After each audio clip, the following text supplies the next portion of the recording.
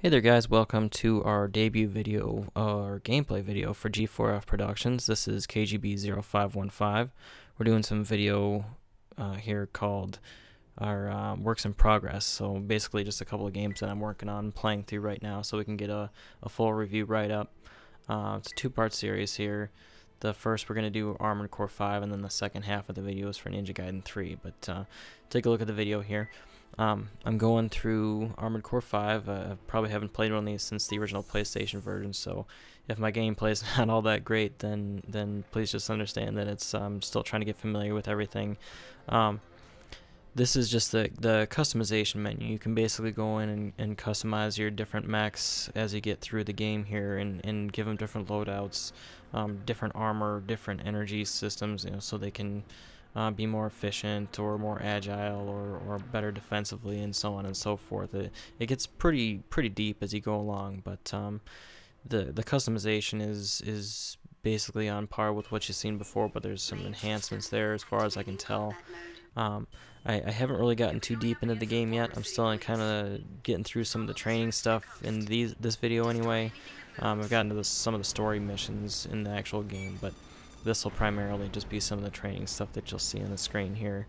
As you can see there, you can switch between scanning, and you can switch into combat mode. Gives you some data on your enemies as you go along.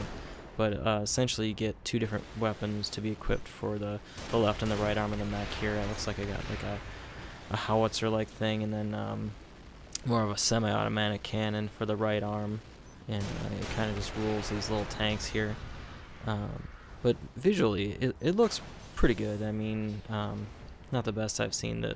Probably one of the more disappointing things about the game so far is that when you boot it up for the first time, you get to see this really detailed opening cinematic where it just shows you these really stunning visuals, and then you get to the actual gameplay itself, and it looks like this. But not that I'm complaining. I mean, I'm not a graphics snob or anything like that, but this is probably more on par with what you're going to see throughout the entire game, as opposed to some of the stuff that you see in the CG sequences in the very beginning of the game. So, right here I'm just kind of going through this tunnel, taking out some of these tanks. You get to see some boss footage later, but basically this video is just kind of details some of the different gameplay aspects of it. So I'm kind of dodging around. You have a boost there, as you saw me kind of skating through the tunnel a little bit earlier there. That just kind of shows you. Yeah, here we are. So this is not really a boss guy, but it's a mech that has some sort of like a minigun on each arm here. So it shows that there's some bigger enemies besides just tanks as you get into the game itself.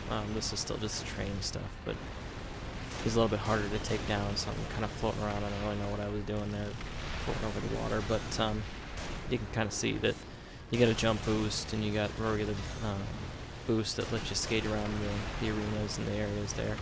But some pretty nice scenery in the background there. I guess I didn't really pay that much attention to it when I was actually playing, but you can see the sun off in the distance, and there's some mountains and things like that.